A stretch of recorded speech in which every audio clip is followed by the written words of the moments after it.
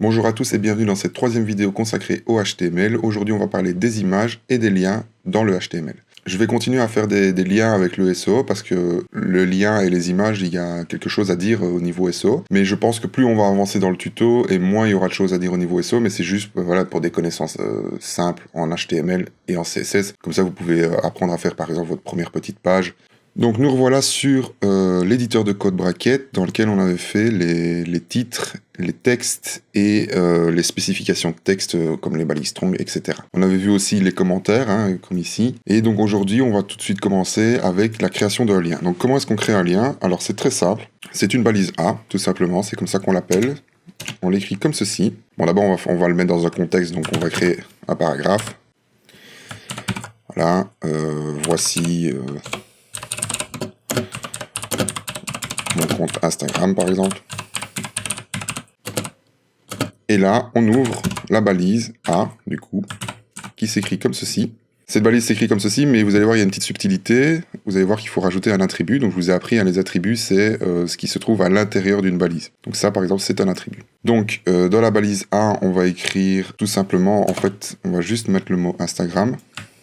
Comme ça, c'est vraiment très spécifique. Donc, encore une fois, je vais sortir un petit peu du sujet HTML, je vais juste vous parler un petit peu des SEO. Il faut savoir que le mot qui se trouve à l'intérieur du lien, donc qui va être mis en forme de lien par la suite, donc là on voit qu'il est ici dans le texte, mais que ce n'est pas encore un lien, je vais vous montrer après comment est-ce qu'on le transforme en lien. Ce mot-là, forcément, aura plus de poids que les autres parties du texte. C'est un peu comme le strong, donc du coup les liens ont beaucoup de poids au niveau du texte par rapport aux yeux de l'indexateur Google. Et ce qu'il faut savoir, c'est que, bon, il faut pas le faire dans tous les cas parce que ça pourrait être pris comme de la suroptimisation et c'est pas toujours bon de suroptimiser un texte, mais par contre, il est quand même intéressant de savoir que, imaginons la dernière fois on avait parlé des chaussures rouges, mais tout simplement imaginons que vous voulez sur votre page chaussures rouges rediriger vers une page qui parle des chaussures rouges à talons par exemple, eh bien vous allez mettre le mot chaussures rouges à talons dans le lien. Et ce qui va se faire en sorte que cette page ce lien sera vraiment très spécifique aux yeux de Google et en plus il redirigera vers une page qui a vraiment le même thème. Et ça, c'est ce qu'on appelle un lien optimisé.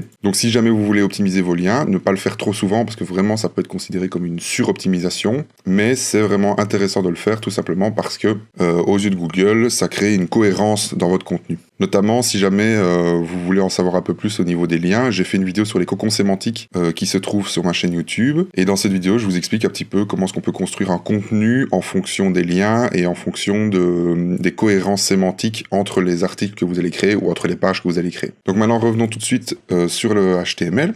Donc comment est-ce qu'on écrit le lien? Dans la balise A, on va créer un attribut qui s'appelle href. D'ailleurs, c'est de là que vient le nom de l'outil Ahref, qui est vraiment la liaison entre le A et le href. Et c'est un outil justement de référencement qui permet c'est un outil très puissant, il est payant, dommage. Il faut bien qu'ils gagnent leur vie. Et du coup, c'est un outil qui permet de faire des recherches de mots-clés, qui permet aussi de faire des recherches de backlinks sur certains sites, qui permet de voir notre score authority aux yeux de Google, etc., etc. Donc, une fois qu'on a créé notre attribut href, ce qu'on va faire, c'est à l'intérieur, on va y mettre un URL. Bon, moi par exemple, j'ai mis l'URL de mon Instagram, que je vais aller chercher tout de suite sur Internet. J'ai mis l'URL de mon Instagram, et vous voyez que tout simplement, dans le contenu, le mot a été mis surligné et se transformé en bleu. Donc ça signifie, c'est vraiment la signification typique qui indique que c'est un lien. Et vous allez voir que quand on clique dessus, eh bien, on arrive directement sur mon compte Instagram. Revenons dans le HTML. On va voir que les liens ont une autre utilisation. Cette utilisation, c'est la redirection d'un contenu vers un contenu dans la même page. Pour m'expliquer, par exemple, vous êtes ici au début de la page et vous avez mis un sommaire, par exemple, pour rediriger vos lecteurs, pour aller peut-être au chapitre 6 ou au chapitre 7. Et donc là, comment est-ce qu'on fait? En fait, c'est très simple. On va utiliser quelque chose qui s'appelle un autre attribut, qui s'appelle l'attribut ID. Cet attribut, j'en reparlerai plus précisément quand on fera du CSS parce qu'il n'a pas que cette utilité-là, il a une autre utilité. Et cet attribut ID, on va le renommer titre 6 et on va créer un lien. Et ce lien, on va le mettre ici, donc sur le paragraphe, vous dirigez vers le titre 6. On va créer le lien, il s'écrit exactement de la même façon que l'autre, juste qu'il y a une petite subtilité, c'est que quand on crée le href, il faut, au lieu de spécifier une URL, on va indiquer le symbole dièse, donc le hashtag, et à côté de ce symbole, on va écrire le titre 6. de la même façon qu'il est écrit ici. Et donc cette écriture-là, en fait, va permettre à tout simplement rediriger le lien vers quelque chose qui se trouve plus bas dans le texte. Je vais vous apprendre une autre petite balise, donc c'est une balise qui peut être intéressante à apprendre. C'est la balise BR.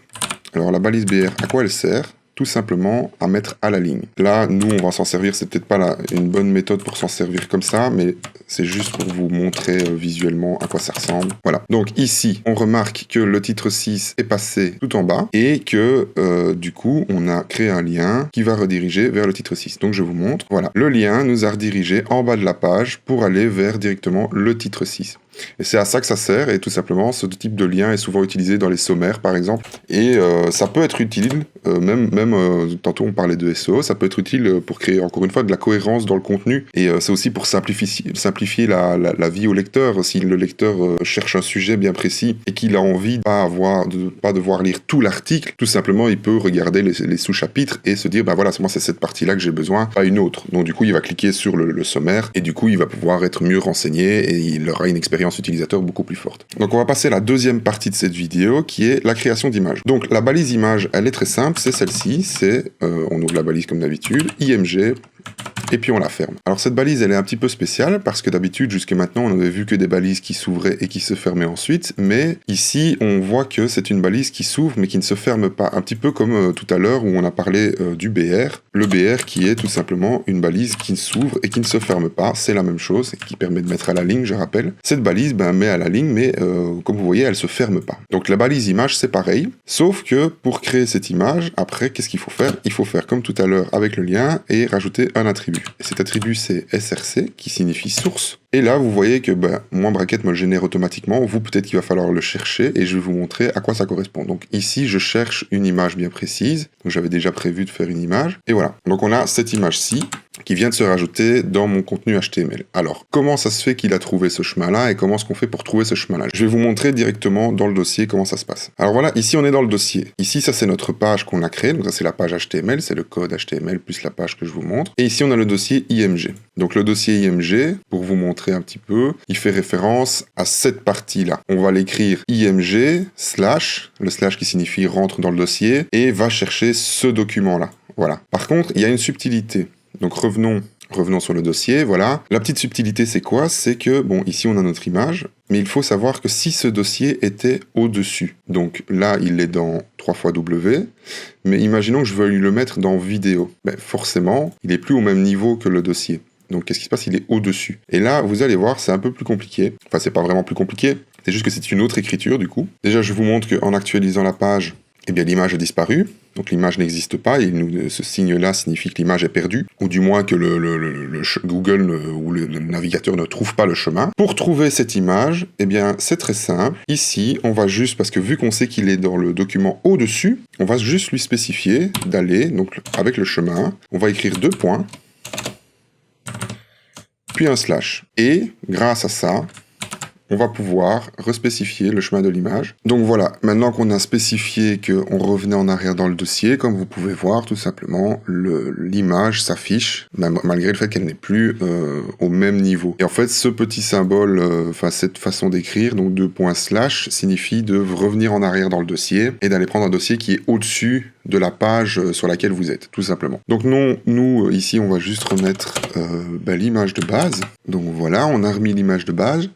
Maintenant, on va apprendre les subtilités internes d'une image. Déjà, il faut savoir qu'une image, il faut lui donner un alt. C'est ce qu'on appelle un texte alternatif. Donc l'alt, c'est encore un attribut. Comment est-ce qu'on l'écrit ? On l'écrit comme ceci, alt égale comme ceci. À l'intérieur, vous allez écrire vous avez le choix. En SEO, il faut savoir que remplir les halts de ces images, c'est quand même important, surtout les images importantes. Donc ici, on va mettre une petite description. Donc c'est ma première photo. Mais si vous voulez vraiment l'optimiser à fond, je vous conseille déjà que le mot-clé de votre page soit présent à l'intérieur de cet attribut alt, tout simplement parce que ça donne du poids, ça donne de la cohérence en fait. Et il faut savoir que Google c'est que ça, il cherche de la cohérence dans tout ce que vous faites pour simplement dire ben voilà au lecteur, voilà je vous conseille ce lien-là parce qu'en fait ce lien est cohérent, il raconte pas n'importe quoi. Et c'est ça que cherche Google avant tout. Donc ici voilà j'ai juste mis un alt très basique qui est ma première photo, mais il faut savoir dans les images vous pouvez aussi rajouter quelque chose qui s'appelle le titre. On écrit comme ceci, title, et dans le titre, vous pouvez tout simplement rajouter couple rouge, voilà, par exemple, c'est très basique, je vais pas me compliquer la vie pour ici, mais en réalité, si jamais on était vraiment en face de quelque chose de réel, je vous conseille de tout vraiment bien écrire correctement et que tout soit bien spécifié le mieux possible. Alors, maintenant je vais vous montrer dans les images, il y a encore deux petites choses qu'il faut savoir. C'est pas super important de les mettre, c'est juste que comme ça vous êtes le plus complet possible et que on voit que le code est le plus propre possible. Moi je le mets, il faut savoir qu'une image ça a une taille. Et il faut savoir aussi que la taille de cette image impacte fortement la vitesse du site. Alors, il y a plusieurs choses à prendre en compte. Je vais vous montrer maintenant comment est-ce qu'on trouve toutes ces informations-là. Donc, on passe directement, on retourne dans le dossier. Donc voilà, on est dans le dossier et nous, ce qu'on va faire, c'est tout simplement clic droit, propriété. Et ça va nous afficher cette petite fenêtre. Dans cette petite fenêtre, qu'est-ce qu'on va pouvoir aller chercher? Déjà, ce qu'on va savoir, c'est qu'ici, on a une taille d'image qui fait 43 kilooctets. 43 kilooctets, c'est une bonne taille. Il faut savoir qu'au-delà de 100, ça devient déjà un peu lourd. Donc 43, c'est pas mal. Vous pouvez monter jusqu'à 500 grand maximum, mais essayez de pas aller au-dessus parce que plus vos images sont lourdes et plus votre site va être lent. Et si vous avez plein d'images lourdes, forcément ça s'accumule et petit à petit, votre site va être lent. Et il faut savoir qu'un site lent, ça perd des points aux yeux de Google. Nous, ici, ce qui nous intéresse vraiment, c'est la deuxième partie de ça, c'est le petit curseur détail. Et on va aller chercher la dimension de cette image. Alors pourquoi est-ce qu'on cherche la dimension de cette image? Parce qu'il faut savoir que notre image, elle va nous servir à quelque chose. On veut la mettre dans notre site. Mais on veut que, une fois qu'il soit dans notre site, elle ait une certaine place dans le site. Et pour savoir cette place, il va falloir savoir quelle dimension elle va prendre. Ici, de base, cette image, elle fait 800 de largeur et 533 de hauteur. À quoi ça sert? Ça sert tout simplement à dire, là, on va l'indiquer dans le HTML, je vais vous montrer après. C'est juste pour dire, voilà, elle fait cette dimension-là de base, et peut-être qu'avec du CSS, vous allez être amené à la redimensionner. Ne serait-ce que, par exemple, si vous passez sur mobile, forcément, l'image va être redimensionnée. Le but est vraiment de, si jamais vous avez 800 de dimension et que sur votre page, elle ne prend que 700, déjà, dans l'idéal, ce serait bien d'avoir la dimension de base, essayer de la mettre à 700. Si jamais elle ne prend que 700 de place, essayez de la mettre à 700. Le maximum, si c'est 700, essayez de la mettre à 700. Par contre, à un moment donné, vous allez faire des pages responsives, on viendra à ça plus tard avec le CSS, il faut savoir que vos pages responsives, forcément, la dimension va changer. Mais il faut quand même essayer d'être le plus proche de la dimension, ne serait-ce que la dimension la plus haute. En fait, la redimension CSS demande du poids et demande de la force, on va dire, entre guillemets, votre serveur. Du coup, en fait, avec une image, vous allez perdre de la vitesse à deux moments. Le premier moment, c'est déjà le poids que va faire votre image, donc ici 43, ça va, mais surtout aussi la redimension qu'elle pourrait être amenée à faire. Donc il faut vraiment prendre en compte, quand on fait un site, il faut vraiment prendre tous ces points-là en compte. C'est très important. Donc nous revoilà dans le HTML, et dans le HTML, on va créer deux autres attributs qui s'appellent width, et dans cet attribut-là, on va lui indiquer du coup la largeur, qui était de 800. On ne spécifie pas les pixels, parce que ça c'est propre au HTML, les pixels c'est vraiment pour le CSS. Et puis après, on va lui spécifier le height, qui était, si je ne me trompe pas, de 533. Voilà. Donc voilà, c'était vraiment pour vous spécifier que le poids d'une image et la façon dont on met une image dans un site a vraiment son importance, surtout pour la vitesse du site. Et la vitesse du site, c'est quand même important, et il faut pas le nier, il faut pas renier cette chose-là. Tout ça pour vraiment que vous compreniez que, quand on fait du HTML, le mieux, c'est quand même que tout soit le plus parfait possible. Alors, on n'est pas des machines, on n'est pas des robots, c'est bien ça qui nous différencie entre les machines et les êtres humains. On va faire des erreurs, on va faire des petites coquilles. Mais là, je vous dis pas d'être parfait en HTML, je vous dis juste, faites des petites choses, ayez un petit peu de rigueur à ce niveau-là. Il faut pas en avoir partout, parce que oui, vous savez, aujourd'hui, avec les CMS, les codes, ils sont un petit peu mis n'importe comment. Mais si vous avez l'occasion de faire du code, parce qu'on peut aussi faire du HTML dans un CMS, et quand vous mettez vos images, peut-être le spécifier correctement, ou alors, de toute façon, dans WordPress, par exemple, vous pouvez le mettre, c'est écrit, ou WordPress le fait tout seul, lui, normalement. Mais voilà, c'est juste pour vous expliquer que si jamais vous avez décidé de mettre une image à la base qui fait 700 pixels de largeur, essayez d'avoir une image à la base qui fait déjà 700 pixels. Essayez de la redimensionner le moins possible sur votre HTML. Donc voilà, c'est tout pour cette vidéo. Donc comme d'habitude, n'hésitez pas à commenter, partager et liker la vidéo. Si vous avez des questions plus précises sur le sujet ou si peut-être j'ai fait des erreurs, hein, ça peut arriver, n'hésitez pas à commenter et me dire peut-être des choses que je devrais changer ou simplement des questions que vous avez sur le domaine, sur le sujet bien précis.